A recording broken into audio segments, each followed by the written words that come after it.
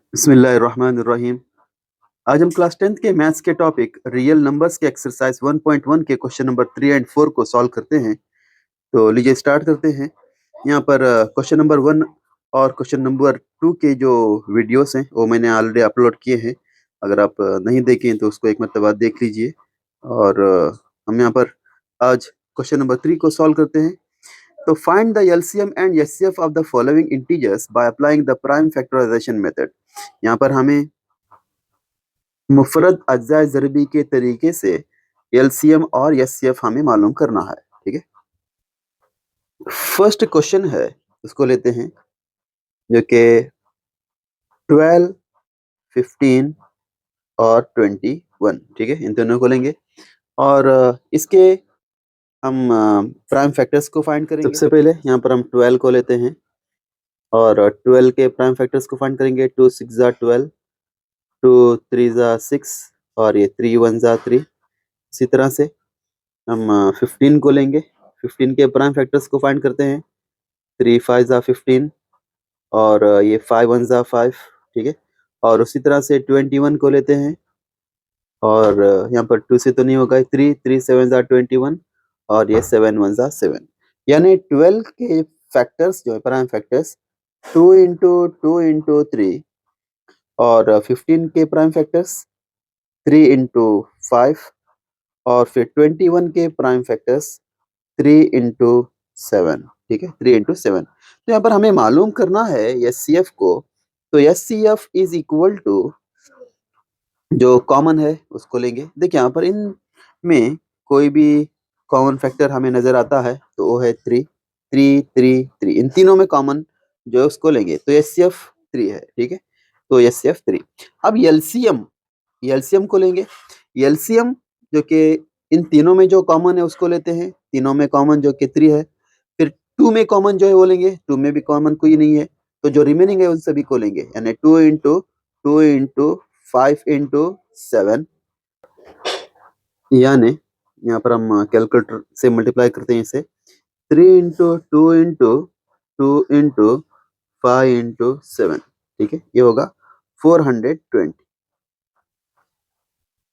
तो एचसीएफ इन तीनों का 3 और एलसीएम 420।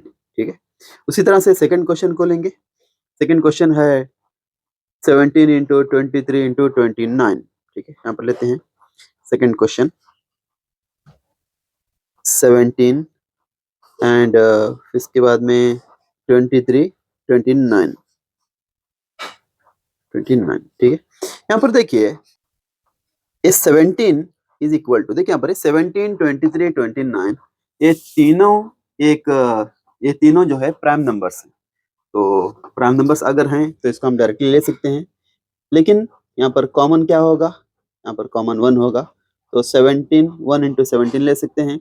उसी तरह से 23 के लिए 1 इंटू 23 ले सकते हैं और 29 के लिए 1 इंटू 29 ले सकते हैं। ठीक है, अब इसका एस सी एफ फाइंड करना है। S C F is equal to common जो कि यहाँ पर 1 है। ठीक है, तो S C F is equal to 1। इस बात से हमें ये पता चलता है कि अगर कोई कॉमन फैक्टर नहीं होता तो उसका हम 1 कॉमन फैक्टर लेना चाहिए। तो उसी तरह से LCM is equal to common जो कि कोई नहीं है तो तमाम नंबर को लेना होगा। 17 इंटू 23 इंटू 29। तो लीजिए यहाँ पर मैं मल्टीप्लाई करता हूँ। ये 17 इंटू 23 इंटू 29 ये होगा ये 11,339। ठीक है, उसी तरह से थर्ड क्वेश्चन को लेते हैं। Third question 8 9 and 25। 8 9 एंड 25। तो लीजिए इसके प्राइम फैक्टर्स को फाइंड करते हैं। सबसे पहले 8 के लिए देखिए यहाँ पर ये 2 4 ज़ा 8, 2 2 ज़ा 4 और ये 2 1 ज़ा 2। ठीक है, उसी तरह से 9 के लिए 9 तो ये 2 के टेबल में नहीं आएगा तो 3 लेंगे। 3 3 ज़ा 9 और ये 3 1 ज़ा 3। उसी तरह से 25 के लिए यहाँ पर 25 ये 2 के टेबल में नहीं, 3 के टेबल में नहीं, ये 5 के टेबल में आएगा। 5 5 ज़ा 25। अगेन ये 5 1 जा 5। यहाँ पर ये 8 के जो प्राइम फैक्टर्स हैं 2 इंटू 2 इंटू 2, उसी तरह से 9 के प्राइम फैक्टर्स 3 इंटू 3, 25 के प्राइम फैक्टर्स 5 इंटू 5। तो बहरहाल यहाँ पर एचसीएफ मालूम करना है। एचसीएफ इज इक्वल टू, देखिए यहाँ पर इनमें कोई भी कॉमन नहीं है, ठीक है। इससे पहले के क्वेश्चन में भी यहाँ पर देखिए जब कॉमन नहीं था तो हमने एचसीएफ को 1 लिया था, ठीक है। उसी तरह से यहाँ पर भी कोई कॉमन फैक्टर नहीं है, तो यहाँ पर हम क्या लेंगे, 1 लेंगे, एचसीएफ 1। और एलसीएम क्या होगा, एलसीएम सबसे पहले तीनों में जो कॉमन है उसको लेंगे, कोई कॉमन नहीं है।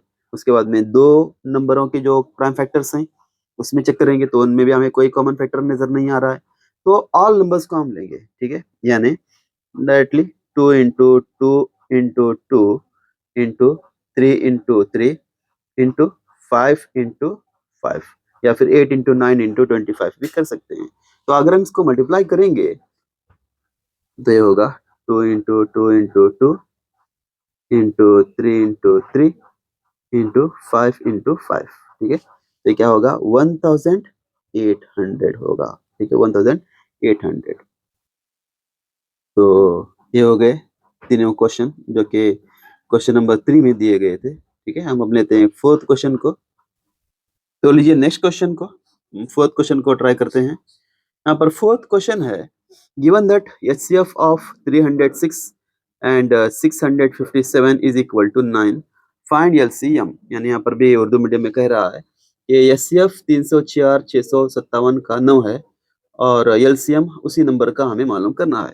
देखिए यहाँ पर ये जो दिया गया है 2 नंबर्स हैं, एक 306 और एक 657, ठीक है।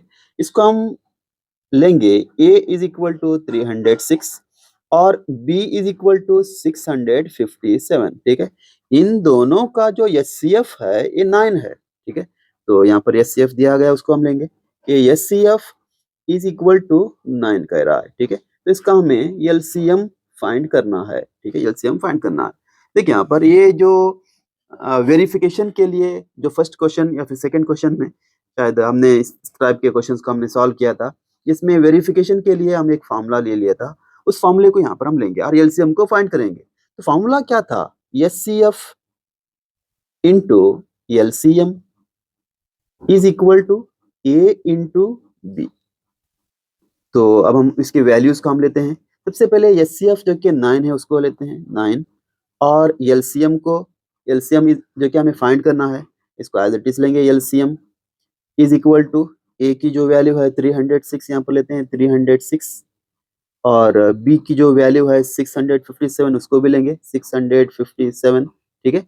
तो हमें मालूम करना है एलसीएम को, तो इसलिए LCM is equal to 306 into 657 divided by ये जो इंटू 9 था ये क्या हो जाएगा, ये डिवाइड 9 होगा, ठीक है।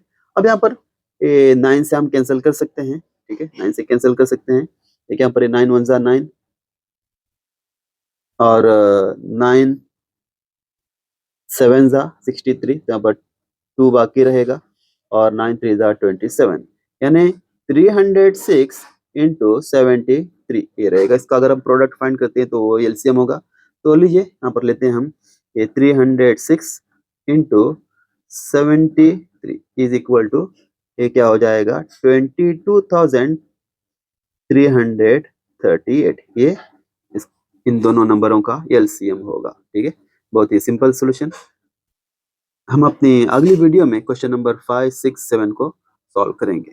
Thank you.